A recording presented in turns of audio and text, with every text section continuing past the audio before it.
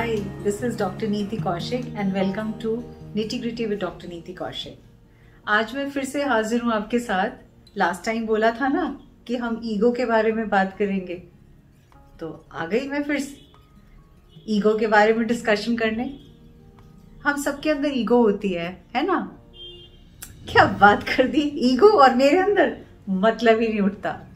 मैं तो बहुत हम्बल हूँ, मैं तो बहुत डाउन टू अर्थ हूँ, मैं तो बहुत लो प्रोफाइल हूँ। रियली? चलो लेट्स फाइंड आउट कितनी ईगो है, कहाँ तक है। 8 पॉइंट्स हैं जिनके बारे में मैं बात करने वाली हूँ आज आपसे। फर्स्ट एंड फॉरमोस्ट, अगर आप में ईगो नहीं है, do you apologise when you make a mistake? How many of us do that? आप बोलोगे हाँ मैं तो करता हूं, बट एवरीबडी नोज कि we expect an apology from the other person. और यही होता है ना, अब सॉरी बोल, अब सॉरी बोल, मन में तो यही सोच रहे होते हैं ना, अब देखिए सॉरी नहीं बोलेगा, अब देखना ये सॉरी नहीं बोलेगा, और हम उससे सॉरी बुलवा के ही हमारी ईगो शांत होती है। एक बात बोलूं, ताली 2 हाथ से बजती है, 1 हाथ से नहीं, कभी भी नहीं।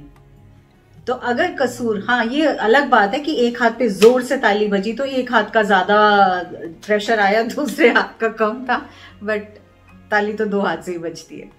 सिमिलरली जब भी गलती होती है तो 2 लोगों की होती है। मैं ये नहीं कहूंगी बराबर, हो सकता है 90% एक की हो, 10% एक की हो, but at the same time it always happens that wherever there is something wrong, 2 people are involved. It can't be with one. There has to be a reason for that. तो कितनी बार आपने अपोलोजाइज किया, कितनी बार आगे बढ़ के किया? और आई होप ये स्कोर कार्ड नहीं रखा ना कि मैंने पिछली बार किया था, अब तेरी बारी, अब की बार तूने किया, नेक्स्ट टाइम मेरी बारी। वैसे not a bad idea. Second thing is pause and think before you respond, don't react. हमने अक्सर देखा है जब भी कोई बात होती है, कोई डिस्कशन होता है, या हमें कोई कहना शुरू करता है कि आज ये था, ऐसा था, और हम बिना उसकी पूरी बात सुने ही हमारा रिएक्शन शुरू होता है। और कैसे रिएक्शन शुरू होता है कि हम हमेशा अपने आप को सेव गार्ड करने की कोशिश करते हैं, ये कह के कि मतलब ठीक है, इट्स ओके, ऐसा ऐसा इसलिए हो गया, ये इसने ऐसा किया इसलिए ऐसा हुआ, इसलिए फलाना हुआ, ढिमकाना हुआ, मैं मेरी सफाई में पूरी देने की कोशिश करूंगी। क्यों? क्योंकि मुझे लगता है मेरी ईगो सेटिस्फाइड रहेगी और अगला बंदा मुझे गलत नहीं ठहराएगा। इसीलिए मैंने कोशिश यही करनी है कि मैं फटाफट उसको आंसर्स दे दूं। That's reaction, that's not responding. Responding is कि आप आराम से बैठ रहे हो, सुन रहे हो, और बात सुनने के बाद कह रहे हो कि okay, let me give a thought to it, rather than आपको बात इतनी बुरी लगी कि आपने धम धम धम अपनी चीजें वहां उठा के पटक के फेंकी और आप निकल लिए वहां से, कमरे से बाहर, दरवाजा धाड़ मारा, बाहर चले गए बस। क्यों? क्योंकि आपकी ईगो ने उस टाइम उस चीज को एज अ रिएक्शन लिया और उसको एक्सेप्ट नहीं किया। चाहे गलती ना भी हो आपकी, चाहे मैं कहूं 1000 गुना गलती दूसरे की हो, ईगो तब नीचे रहती है जब आप उसको रिस्पॉन्ड करते हो, सुनते हो, या टाइम आउट लेते हो कि मैं आराम से इस बारे में हम बात करेंगे, आज शायद is not the right time to talk, can we discuss about it tomorrow, day after, और after about a day, so that we both are able to think logically and then come to one consensus. Third, are you responsible? Now this is in connection with what I just said. Responsible enough to understand your responsibility. आप एक mother हो सकते हो, आप father हो सकते हो, आप भाई बहन, आपका कोई ना कोई एक रिस्पॉन्सिबल पोजीशन घर में भी होगी, बाहर भी होगी, कहीं ना कहीं होगी। हम जनरली 2 फेसेस रखते हैं। हम दुनिया के सामने होते हैं तो हम एक बहुत डिफरेंट फेस होता है, लेकिन जब हम अपने लोगों के बीच होते हैं, अपने लोगों के बीच यहाँ कंफर्ट जोन है, जहां आप कुछ भी कह सकते हो, आपको आजादी है अपने आप को जैसे भी रहना है वैसे रहने की या बोलने की, वहां हम रिस्पॉन्सिबिलिटी बिहेव नहीं करते। वहां हमें जो मन में आए, जैसा आए, हम कुछ भी बोल जाते हैं। अब आप सोचोगे इसका मतलब तो हम वहां पे भी फॉर्मल रहें? No, I am not saying that. मुझे आपको आज एक एग्जाम्पल देना है, and when we were growing up, मुझे आज तक कोई इंस्टेंस ऐसा याद नहीं जब मम्मी पापा की लड़ाई हुई हो या उन्होंने लड़ाई या झगड़ा हमारे सामने किया हो। आई एम श्योर उनकी भी मतभेद होते होंगे, आई एम श्योर उनके भी डिस्कशंस होती होंगी, या they must be agreeing to disagree with one another, but वो जब भी होता होगा हमारे सामने, बच्चों के सामने उन्होंने कभी नहीं किया। मैं बहुत बार अपने आप को सोच के बैठ के सोचती थी कि क्या मैं इस चीज में अपने आप को बहुत सालों तक उन जैसा बना पाई? नहीं, मुझसे नहीं रहा जाता था, और मेरी वो ईगो ही थी जो मुझे तंग करती थी, जिसकी वजह से मैं बार बार उसी समय जवाब दे देती थी। सो मुझे रियलाइजेशन बहुत लेट हुआ that I have to be more responsible towards a position which I hold, so you have to act very responsibly. Fourth important thing, आपकी ईगो आपको अलाउ करती है कि आप words, are you able to keep the words to yourself, या आपकी ego को बहुत मजा आता है जब हम किसी दूसरे की बातें चुगलियां बनाकर करते हैं, जब हम कान में कुछ कुछ कहना चाहते हैं और ये कहते हैं देख किसी को मत बताना, मैं तुझे बता रही हूं पर तुम आगे किसी से डिस्कस मत करना। What is that? That's our ego. उसको तो मजा आता है मिर्च मसाला लगा के बताने में। क्यों? क्योंकि उसको दूसरे को नीचा दिखाने में या दूसरे को बुरा दिखाने में आपको अपनी ईगो से हैप्पीनेस मिलती है, आपको एक सैडिस्टिक प्लेजर मिलता है। तो have you tried doing that you are able to keep things about others to yourself and your own things to yourself? Now the fifth point, whenever anything disturbs you, at times do you try and become abusive to yourself? Now what do you mean by that? जब हम परेशान होते हैं, दुखी होते हैं, तकलीफ में होते हैं, दर्द में होते हैं, दर्द तकलीफ मतलब जब हम किसी से लड़ के आए हैं, झगड़ के आए हैं, या किसी ने हमें कुछ कह दिया, तो we try and become abusive to ourselves in a way that हम रो रहे हैं तो हम अपने आप को एब्यूज कर रहे हैं, हम चिल्ला रहे हैं दूसरों पे तब भी हम अपने आप को एब्यूज कर रहे हैं, हम गुस्से में चीजें पटक के फेंक के जा रहे हैं, गुस्सा कर रहे हैं तो भी हम अपनी बॉडी को एब्यूज कर रहे हैं, बिकॉज हम अपने शरीर को तंग कर रहे हैं, right? So that all the time whenever we mess up we try and abuse ourself in these manners. So are we doing that?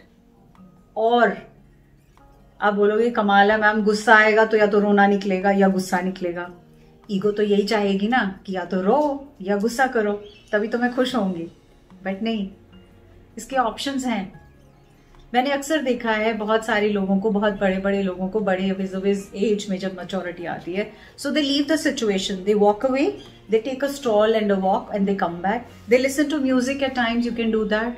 Then they watch something, गुस्सा तो आ रहा है लेकिन उस टाइम म्यूजिक सुन रहे हैं, या कहीं स्ट्रोल पे निकल गए, या पार्क में घूमने निकल गए, या pay a visit to a friend of yours. What helps me a lot is कि जब मैं परेशान होती हूँ तो I just go out shopping.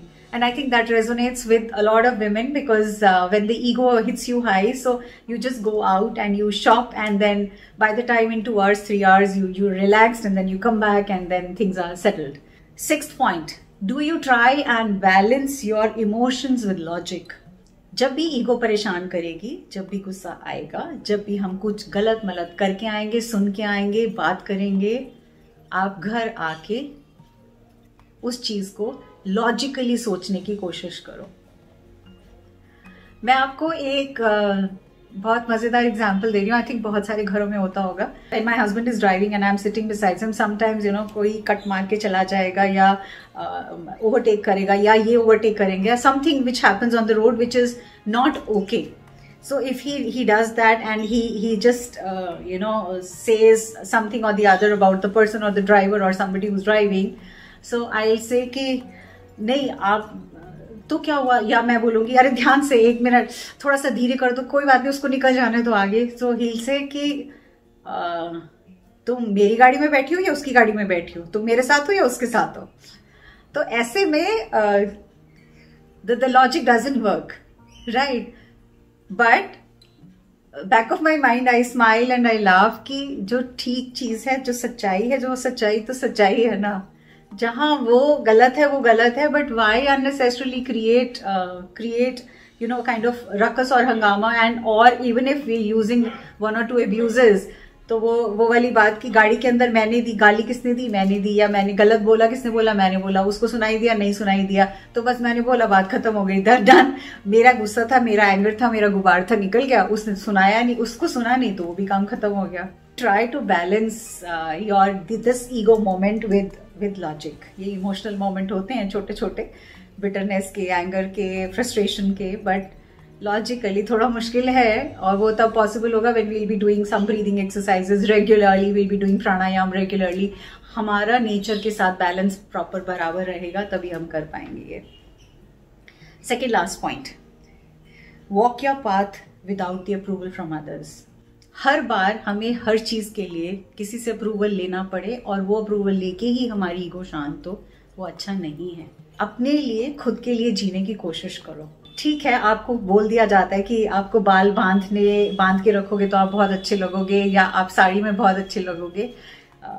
दिल रख लो, बट इतना भी दिल नहीं रख लो कि आप अपने लिए, खुद के लिए जीना छोड़ दो.